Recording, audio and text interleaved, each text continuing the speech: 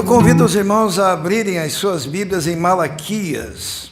Nós vamos começar por Malaquias, que é o último livro do Velho Testamento, no último versículo do Velho Testamento.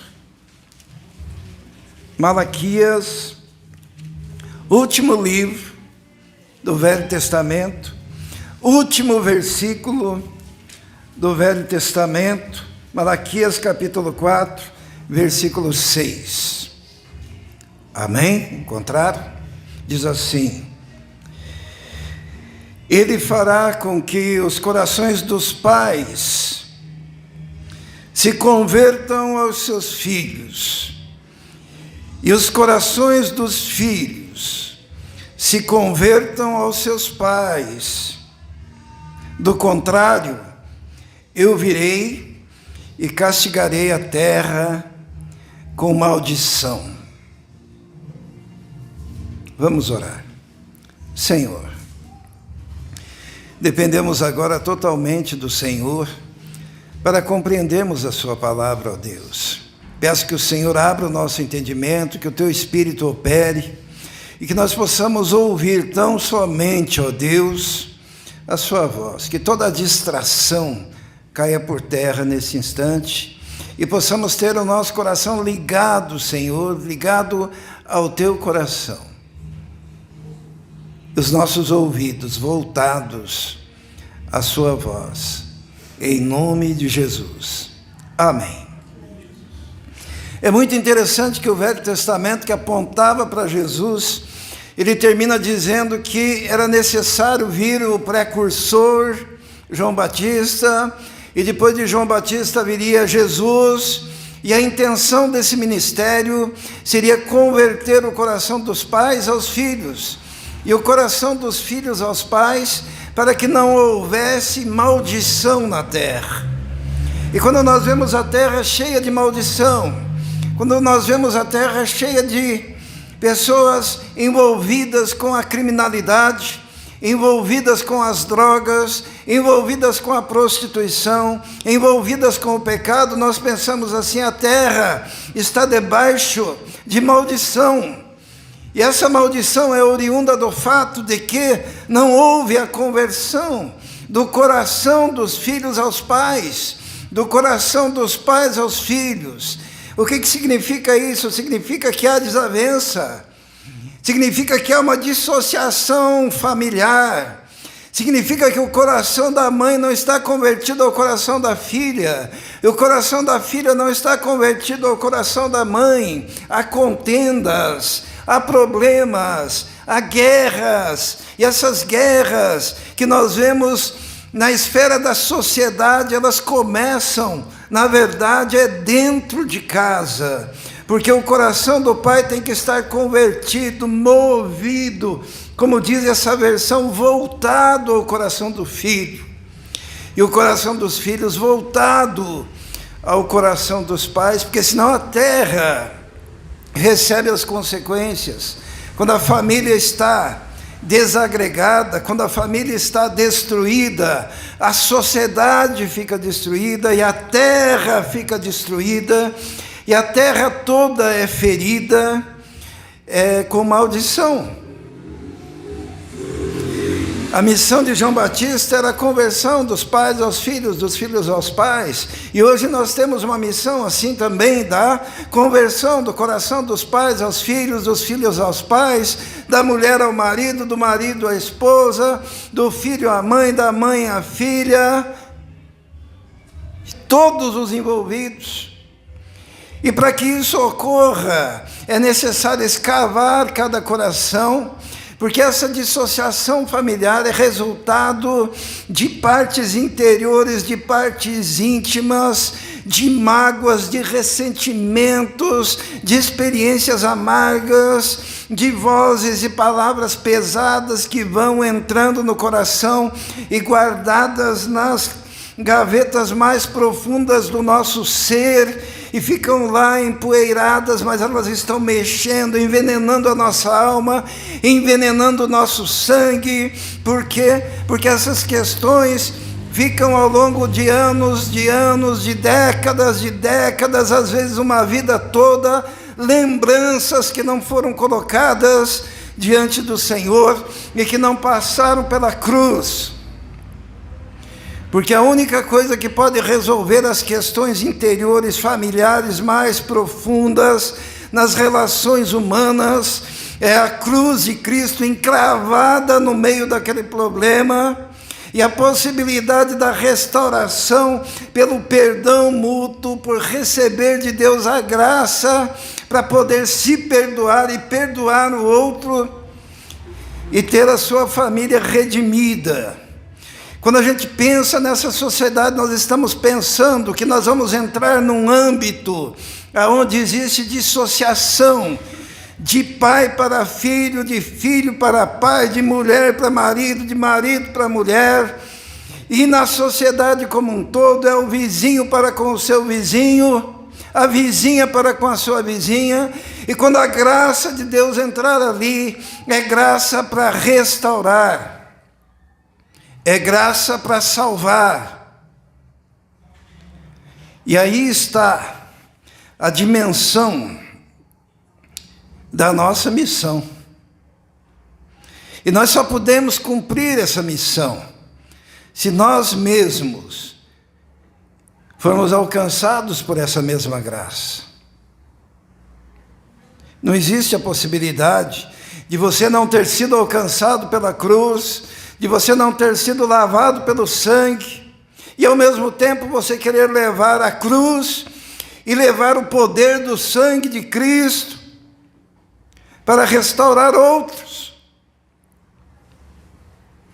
Por isso que nós precisamos, quando nós colocamos essa lupa da palavra de Deus para enxergarmos a dimensão do problema que nós estamos envolvidos, porque no dia que nós nos mudamos e viemos para cá, nós viemos para entrar no meio do problema.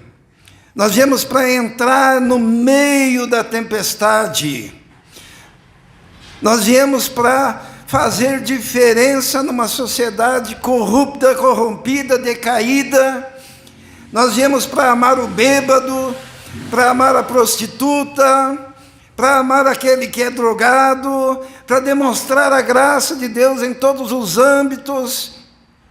E nos esgotos mais fedorentos da sociedade, ali nós devemos chegar com a luz e com a graça do nosso Senhor e Salvador Jesus Cristo.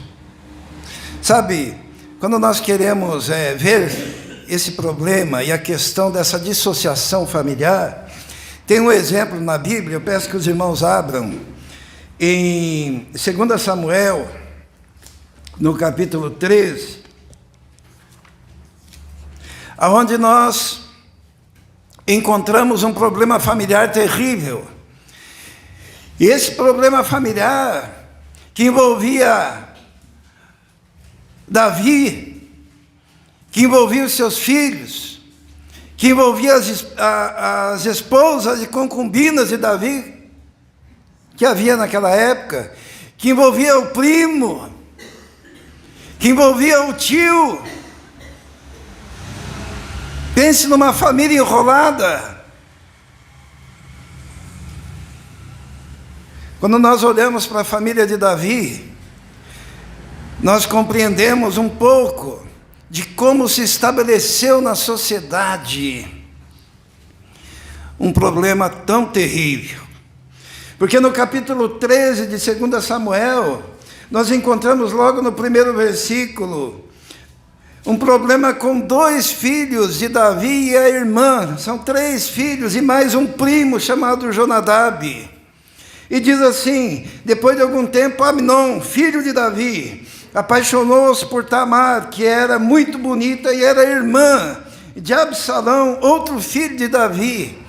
Aqui nós encontramos 3 irmãos num problema terrível. E os irmãos conhecem a história. Amnon se apaixonou pela sua meia-irmã, cobiçou a meia-irmã, E chegou num ponto que ele teve relações incestuosas com essa meia-irmã. E Absalão, o irmão de Tamar, ele ficou angustiado no coração. Por quê? Porque quando aquela moça foi violada, ela ficou mal vista em toda a sociedade. E ela foi obrigada a tirar o seu véu que indicava a sua pureza e andar publicamente humilhada diante da sociedade, a ponto que Absalão, ele pegou, está lá no versículo 20 do capítulo 13, Absalão, seu irmão, lhe perguntou, seu irmão Amon lhe fez alguma coisa? Acalme-se, minha irmã, ele é seu irmão, não se deixe dominar pela angústia. E Tamar, muito triste, foi morar na casa do irmão Absalão. Ele pegou a sua irmã que havia sido humilhada, que havia sido violada, que estava com a vida destruída, e Absalão, ele pega e leva a irmã para casa, e ele mora com a irmã, versículo 23, por 2 anos, 2 anos, ela morando na casa de Absalão. E nesses 2 anos, Absalão esperava a ação do pai. 2 anos esperando, 2 anos pensando, e o pai? Porque Absalão, ele não queria um rei. Absalão, ele não queria se orgulhar de ser filho de um homem poderoso. Absalão, ele não queria ficar falando do pai, que o pai havia matado um gigante uma vez. Era um homem afamado. Absalão, ele queria ver em Davi, ele queria ver um pai, ele queria ver um pai que se importava, ele queria ver um pai, e ele no seu coração pensava, Tamar foi humilhada, foi violada, e eu tenho que cuidar dela, e cuido dela. Mas e o meu pai? Eu fico imaginando o Absalão todos os dias na frente da sua residência, da sua casa, esperando que Davi tomasse uma atitude, que Davi chegasse para Amnon, que violou uma irmã, chegasse, desse uma dura nele e falasse, que você fez, meu filho? Por que você fez? E ele calado no palácio, sem fazer absolutamente nada. Os pais não sabem, mas os seus filhos odeiam passividade, os filhos odeiam frouxidão, os filhos odeiam conivência, os filhos odeiam injustiça. E quando você é jovem, se busca a justiça. E Absalão esperava do rei, que representava a justiça, e que era seu pai, que fizesse alguma coisa. E 2 anos se passaram, 2 anos, e nada foi feito. E o coração de Absalão começou a se encher de angústia e de ódio. Diz a palavra de Deus que ele passou a odiar o seu irmão Amnon, pelo que tinha feito. Nos corredores do Palácio Real, na comunidade de Israel, nas ruas de Jerusalém, já se falava, Absalão odeia Amnon. Absalão fará alguma coisa com Amnon. E o rei? Ele tinha tanta coisa para fazer, né? Afinal, ele tinha as suas responsabilidades reais. Muitas vezes acontece conosco, né? Nós temos tanta coisa para fazer. Nós estamos preocupados com tantas coisas. E um dia Absalão chega para o rei e diz, permita que o meu irmão vá caçar comigo. Todo mundo sabia a intenção de Absalão. Permita que ele vá caçar comigo. E Davi falou assim, não, não, em vez de vocês dois irem sozinhos caçar, leva todos os outros seus irmãos.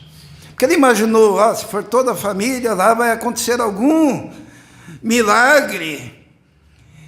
E as coisas se resolvem, o tempo resolve todas as coisas. Isso é uma mentira. E Absalão aceitou a sugestão do rei Davi e foi para o campo caçar.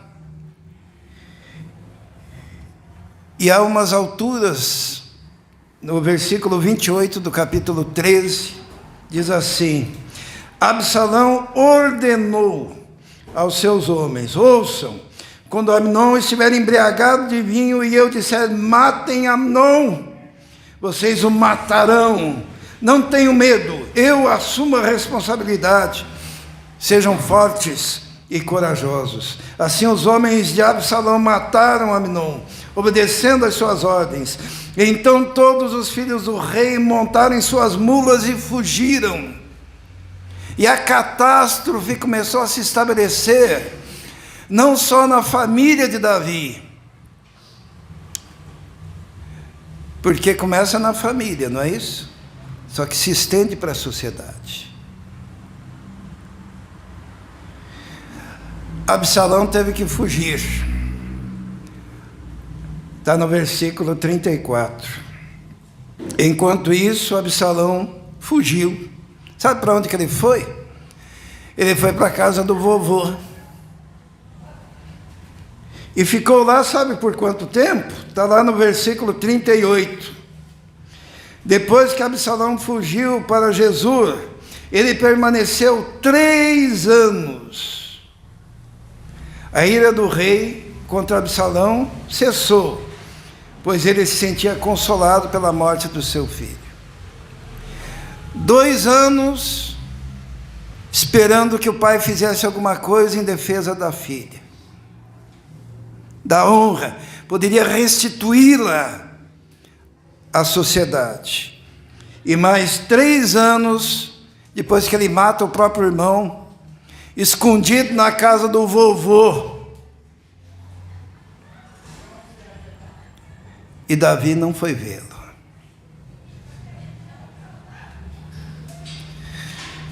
Uma coisa terrível. Um dos funcionários do rei Davi falou para Davi, contou lá uma história, contratou uma mulher para fazer uma encenação, para convencer Davi a chamar o filho de volta. E sabe o que aconteceu? Está no versículo 21. Depois que alguém pede para que Davi traga o filho Absalão de volta para perto de si, olha o que acontece. Versículo 21 do capítulo 14. Depois o rei disse a Joabe, muito bem, atenderei esse pedido, vai e traga de volta o jovem Absalão. Versículo 23, então Joabe foi a Gesur e trouxe Absalão de volta para Jerusalém, mas o rei disse, ele irá para a casa dele, não virá à minha presença. Os irmãos estão percebendo a situação? Um drama familiar terrível. O rei não o recebeu. E quando eles conseguem convencer a trazer o Absalão de volta, para que pelo menos o rei chegasse, desse de dedo nele e falasse, olha o que você fez, olha o que está acontecendo, nós erramos. Não, Davi diz, traga ele. Ele morava a 2 quilômetros da casa de Davi, do palácio, mas o rei disse, ele irá morar na casa dele e não virá à minha presença. Aquele jovem estava com o coração partido. Aquele jovem estava com a culpa de um crime, de ter matado o próprio irmão. Aquele jovem estava magoado por causa da violência feita à sua irmã Tamar. Aquele jovem, ele precisava ser tratado, e a única coisa que ele queria era que o pai o recebesse. E nós vemos ali no versículo 28 do capítulo 14, que diz que Absalão morou 2 anos em Jerusalém, sem ser recebido pelo rei. Muitas vezes os pais são muito negligentes, porque se nós fizermos a soma 2 anos, mais 3 anos, mais 2 anos, 2 anos ele esperou que o rei lidasse com Aminon, resolvesse a questão daquela violência a Tamar. Não fez nada, ele acabou matando o irmão. Mais 3 anos, ele ficou na casa do vovô. Daí quando Davi manda voltar, porque ele é convencido, Davi não o recebe, mais 2 anos se passa, sem que tudo seja tratado, sem que tudo seja resolvido, e aquele caminhão de mágoa vai aumentando, vai aumentando, vai aumentando, vai aumentando, até que chega num ponto que Absalão, ele fala com Joabe, né, que é um dos conselheiros do rei. Diz lá no versículo 31, então Joabe foi à casa de Absalão e lhe perguntou: por que os seus servos puseram fogo na minha propriedade? Ele queria chamar a atenção do rei. Então Absalão respondeu: mandei chamá-lo para enviá-lo ao rei com a seguinte mensagem: por que eu voltei de Jesus? Melhor seria eu lá permanecesse. Quero ser recebido pelo rei, e se eu for culpado de alguma coisa, que ele mande me matar. Então Joabe foi contar tudo ao rei, que mandou chamar Absalão. Ele entrou e prostrou-se, rosto em terra, perante o rei, e o rei o saudou com um beijo. O beijo era um cumprimento protocolar. Aquele filho teve que implorar pela presença do pai. Aquele filho teve que botar fogo numa propriedade para chamar a atenção, para que o homem lá, que tinha acesso à presença do rei, dissesse: por que você fez isso? E daí ele diz: porque eu quero ser recebido pelo meu pai. Eu quero ser recebido. E Davi marca uma audiência, o recebe, dá um beijo e o dispensa.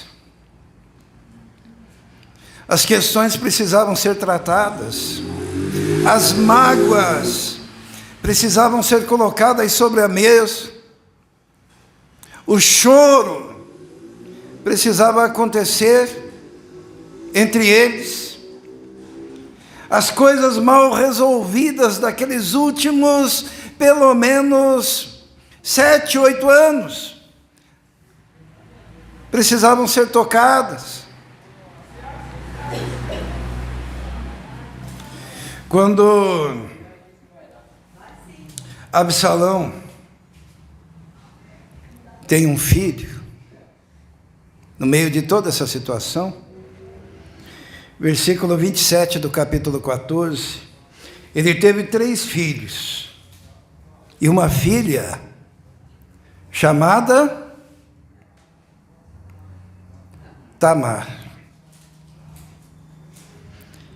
que se tornou uma linda mulher. A irmã dele tinha sido duramente violada, e ele tem uma filha e coloca o mesmo nome, Tamar, porque ele diz assim: você eu vou proteger, você eu vou cuidar, porque a mágoa do coração dele estava forte. E quando ele tem aquela filha, ele está dando um recado, ele está dizendo: você não soube cuidar da sua família, você não soube cuidar dos seus filhos, mas agora eu tenho uma filha, e essa filha será cuidada, essa filha será protegida. A dor dele era angustiante. E ele põe o mesmo nome. Absalão, na verdade, ele clamava por um pai. Quando a gente olha a sociedade tão destruída desses dias, e tantas ações tão pesadas e tanta criminalidade, muitas vezes isso é o clamor de pessoas desesperadas porque querem um pai, porque querem uma mãe, porque querem uma família, porque querem que alguém haja com justiça, com equidade.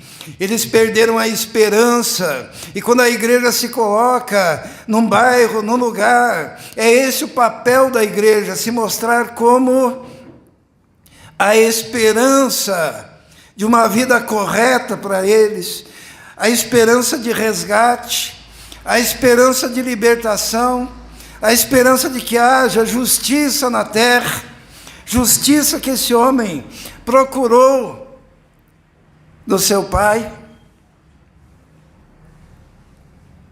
e não conseguia encontrar.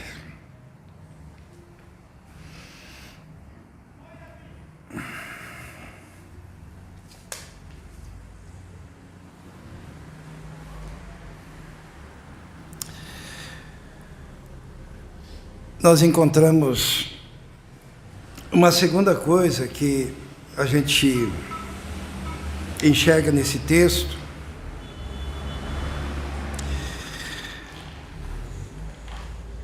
é a situação que se estabeleceu no coração daquele rapaz.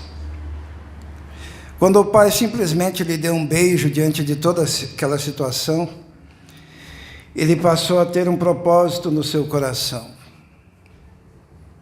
Absalão resolveu destruir o próprio pai. Até o capítulo 14, ele está tentando construir uma relação. A partir do capítulo 15, ele resolve no seu coração que não tem jeito. E diz a palavra de Deus, vamos ler o capítulo 15. Algum tempo depois, Absalão adquiriu uma carruagem, cavalos e uma escolta de 50 homens, se levantava cedo e ficava junto do caminho que levava à porta da cidade. Sempre que alguém trazia uma causa para ser decidida pelo rei, Absalão o chamava e perguntava de que se tratava. A pessoa respondia, e Absalão dizia: a sua causa é válida e legítima, mas não há nenhum representante do rei para ouvi-lo. Se eu o ouvir, eu farei justiça. Porque Absalão tomou uma decisão de destruir o próprio pai, de destruir Davi, de derrubá-lo do trono. E por 4 anos, está no versículo 7, ao final de 4 anos, Absalão disse ao rei: deixa-me ir a Hebrom para cumprir um voto que fiz ao Senhor. Quando o teu servo estava em Jesus, na Síria, ele fez este voto: se o Senhor me permitir voltar a Jerusalém, prestarei culto a ele em Hebrom. Mas quando ele foi em Hebrom, ele foi declarado rei no lugar do seu pai. Ele promoveu uma rebelião. Sabe, hoje eu queria, com essa história de Davi, dizer que nós não precisamos chegar nesse ponto. Nós precisamos ouvir os clamores de socorro dos nossos filhos. O que Absalão, que significa pai de paz, e se tornou homem de guerra, A única coisa que ele queria era que o pai o ouvisse. A única coisa que ele queria era que o pai o recebesse. A única coisa que ele queria era que o pai visse a situação da sua irmã e a restaurasse.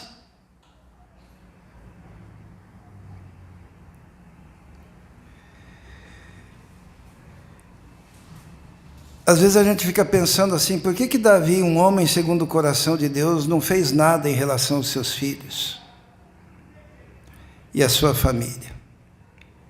Se a gente voltar um capítulo, irmos até o capítulo 11 e 12, nós vamos descobrir que o problema era que Davi não se considerava alguém com autoridade em relação aos seus filhos. Sabe por quê?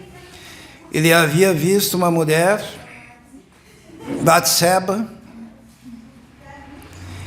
ele havia cometido um adultério,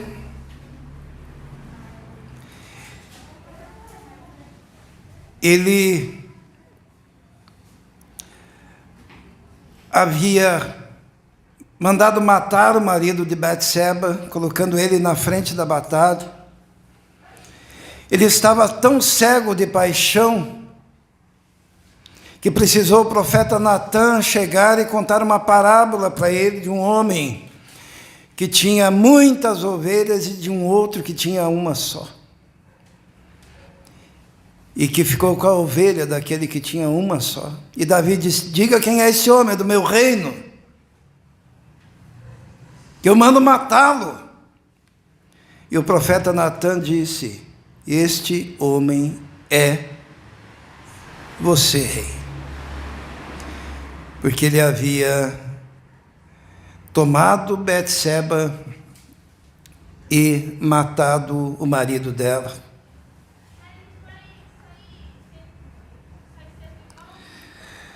Talvez ele não conseguia se posicionar em relação aos seus filhos e à sua família por uma dor terrível de consciência e a incapacidade de se perdoar, achando que não teria autoridade para falar com os filhos.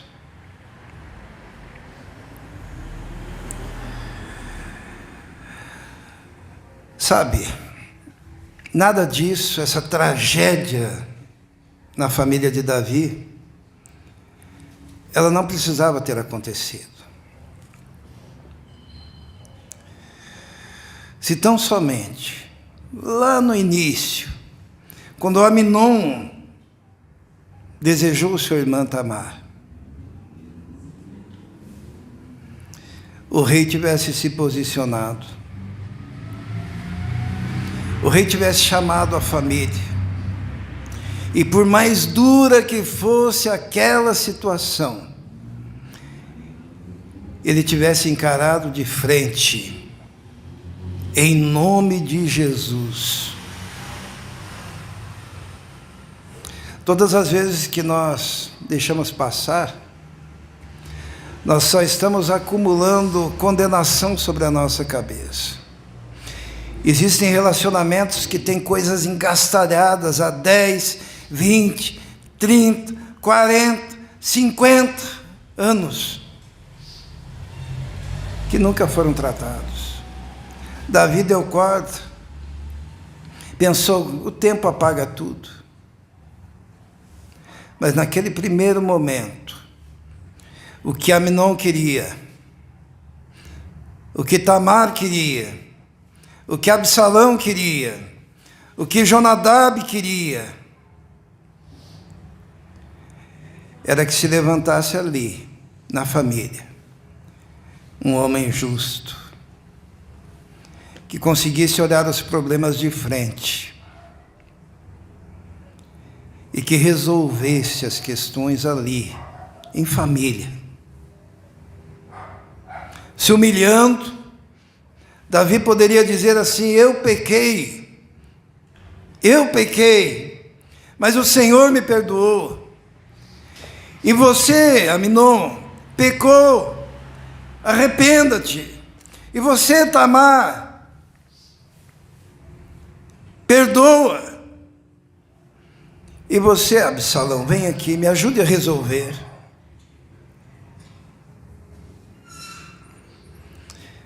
Mas as coisas foram passando. E para concluir a história, o rei Davi teve que fugir.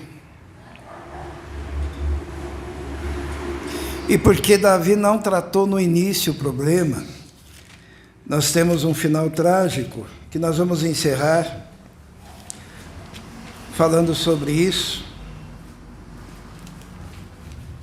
Quando Davi estava fugindo de Absalão, porque Absalão tomou conta do reino, no versículo 29 do capítulo 18, versículo 29, o rei perguntou: o jovem Absalão está bem? Ele estava fugindo de Absalão, mas ele estava preocupado com o filho. E Aimás respondeu: vi que houve grande confusão quando Joabe, o servo do rei, ia enviar teu servo, mas não sei o que aconteceu. O rei disse: fica ali ao lado esperando. E o rei esperava para ver aquele filho que se rebelara contra ele. Daí no versículo 31 diz assim: então o etíope chegou e disse: ó rei meu senhor, ouve a boa notícia. Hoje o Senhor te livrou de todos os que se levantaram contra ti. O rei perguntou ao etíope: o jovem Absalão, onde está? O etíope respondeu: que os inimigos do rei, meu senhor, e todos os que se levantam para te fazer mal, acabem como aquele jovem. Então o rei abalado subiu ao quarto que ficava por cima da porta e chorou. Foi subindo e clamando: ah, meu filho Absalão, meu filho Absalão, quem me dera eu ter morrido em seu lugar, ó Absalão, meu filho.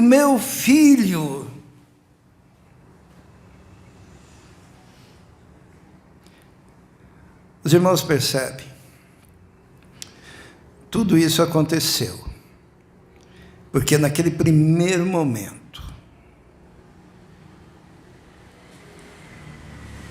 a questão não foi tratada. O rei pensou: não, tudo vai se resolver. Quando Absalão disse assim: olha, deixa eu sair para caçar com meu irmão, o rei falou: ah, leva todos os irmãos. Quem sabe uma reunião assim dos irmãos e alegria, todos... não se resolve. Questões familiares se resolvem quando a gente senta junto, quando a gente chora junto, quando cada um confessa as suas próprias faltas e reconhece que errou. Seria o rei se humilhando e dizendo: eu errei,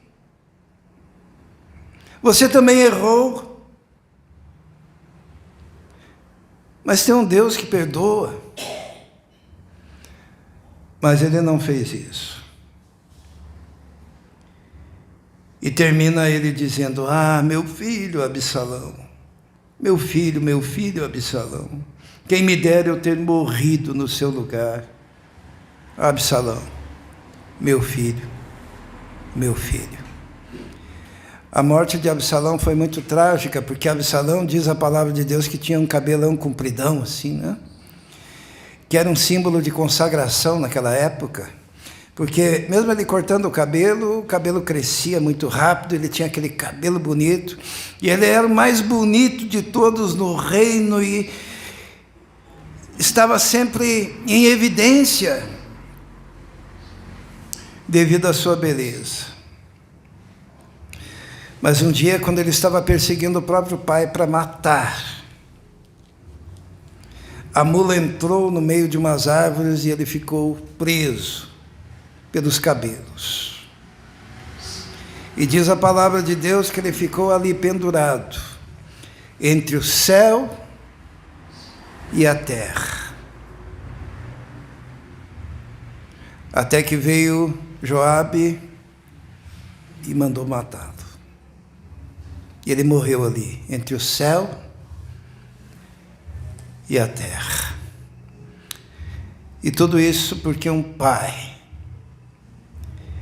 em tempo, não conseguiu se humilhar diante dos filhos e dizer: eu errei.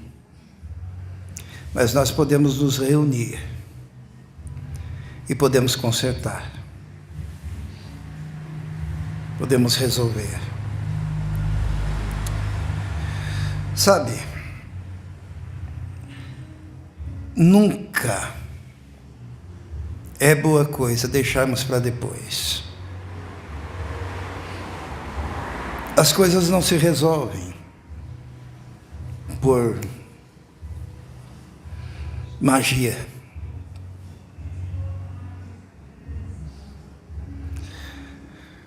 Vamos voltar lá para Malaquias, onde nós começamos.